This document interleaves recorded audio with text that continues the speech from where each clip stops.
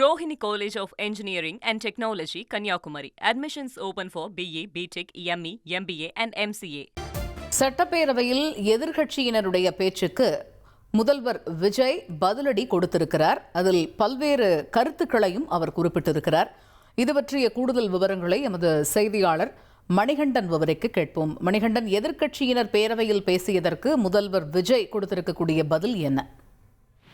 இன்று தமிழ்நாடு சட்டப்பேரவையில தமிழ்நாடு முதலமைச்சர் அரசாங்கத்தின் மீதான நம்பிக்கை வாக்கெடுப்பு, அதாவது ஃப்ளோர் டெஸ்ட் நடைபெற்று முடிந்தது. ஃப்ளோர் டெஸ்ட் நடைபெற்றும் போது ஒவ்வொரு உறுப்பினர்களும், கட்சியுடைய சட்டமன்ற குழு தலைவர்களும் அதன் மீதான வாக்கெடுப்புல உரையாற்றுவார்கள். அப்படி எதிர்க்கட்சி தலைவர்கள் பல்வேறு நபர்களும் பல்வேறு கருத்துக்களை முன்வைத்தனர். அதற்கெல்லாம் விளக்கமாக இத்தலத்தில் தமிழ்நாடு முதலமைச்சர் ஜோசப் விஜய் பல்வேறு பதில்களை தெரிவித்திருக்கிறார். குறிப்பாக எதிர்க்கட்சி தலைவர் உதயநிதி ஸ்டாலின் வைத்த விமர்சனங்களுக்கு இந்த எக்ஸல பதிவுல விரிவாக விளக்கங்களை தெரிவித்திருக்கிறார். முதல்ல நம்பிக்கையில்லா தீர்மானம் மீதான ஆதரவு மற்றும் எதிர்ப்பை பதிவு செய்யும் வகையில எண்ணி கணக்கில் வாக்கெடுப்பு நடைபெற்றது. இதுல 144 பேர் ஆதரவு தெரிவித்தனர், 22 பேர் நடுநிலை வகித்தனர். இந்த அடிப்படையில இந்த அனைத்து இடங்களுக்கும் தலைவர்களுக்கும் நன்றி தெரிவித்துக் கொள்வதாக தெரிவித்திருக்கிறார். சட்டமன்ற நிகழ்வை நேரடி ஒளிபரப்பு செய்யும் போது ஆளுங்கட்சிக்கான ஆதரவை மட்டும் காட்டாமல் எதிர்ப்பை மக்கள் யாரும் பார்க்க முடியாமல் செய்யும் வகையில் நேரலை நிறுத்தி இருட்டடிப்பு செய்வது போன்று இந்த சட்டமன்றத்தில் நாம் எதையும் ஒழிக்கவில்லை. நேரடி ஒளிபரப்பில் உலகமே பார்த்ததுதான் அதற்கு உறுதியான சான்று என தொடங்குகிறார். அது மட்டுமல்லாமல் எதிர்க்கட்சியினர் சிலர் பேசியதை அனைவருமே பார்த்திருப்பீர்கள். பெரும்பான்மையான தமிழக மக்களின் ஆதரவை நாம் பெறவில்லை என்ற அறத பழைய புளித்து போன வாதத்தை எதிர்க்கட்சி தலைவர் வழக்கம் போல அவர் பாணியில எடுத்து வைத்திருக்கிறார் என குற்றம் சாட்டியிருக்கிறார். 2006 100% வாக்குகளுடன் 234 தொகுதிகளிலும் வென்று தனிப்பெரும்பான்மை பெற்று அமைந்த திமுக அரசை நினைத்து பார்த்து நமுத்து திருப்பை உதித்திருப்பீர்கள் என்பதும் நாடு அறிந்ததுதான் என தெரிவித்திருக்கிறார். அது மட்டுமல்லாமல் இந்த 2026 தேர்தலில் தாவேகா பெற்ற வாக்கு சதவீதங்கள் குறித்தும் வாக்கு வங்கி அந்த எண்ணிக்கைகள் குறித்தும் விரிவாக சொல்லியிருக்கிறார். அதுல தமிழக வெற்றி கழகத்திற்கு 34.92, அதாவது ஏறக்குறைய 35% வாக்குகள் கிடைத்தது என்றும், எதிர்க்கட்சி தலைவர் சார்ந்த கட்சியான திமுக கூட்டணி கட்சிகளின் ஓட்டுகளையும் பெற்றுதான் சில தொகுதியிலாவது வென்றது என்பது உண்மை என்றாலும் தனிப்பட்ட முறையில் திமுகவின் வாக்கு சதவீதம் மட்டும் வெறும் 24.19% மட்டுமே. கூட்டணி இல்லாமல் தனித்து போட்டியிட்ட தாவேகா பெற்ற வாக்கு சதவீதத்தை விடவும் 10%க்கும் கீழாகத்தான் மிகவும் குறைவாக வாக்களிக்கிறது.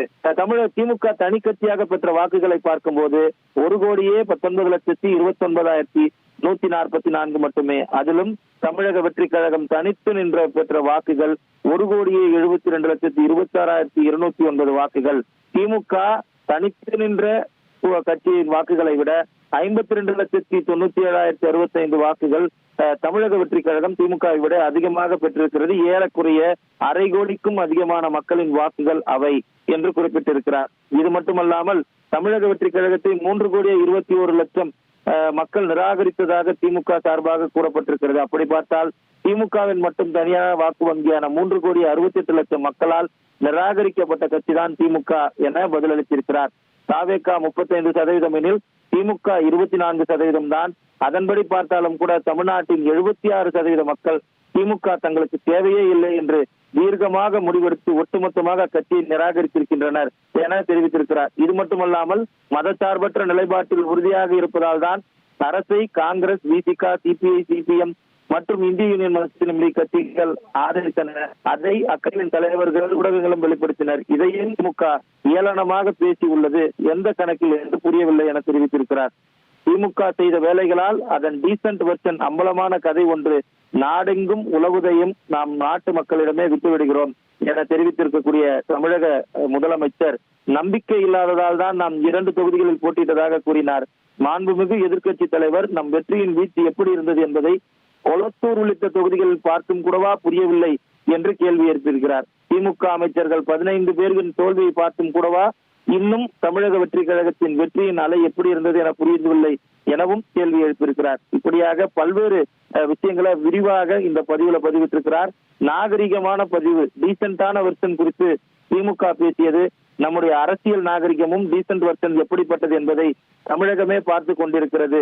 எனவே பல்வேறு விஷயங்கள் குறித்து இதுல பேசியிருக்கிறது மட்டுமல்லாமல் மக்களே தோல்வியில் மூழ்கி திக்கி திணறிக் கொண்டிருக்கும் திமுக நம் மீது சேற்றை வாரி இறைக்கத்தான் செய்யும். அதை பற்றி நாம் கண்டுகொள்ளவே போவதில்லை.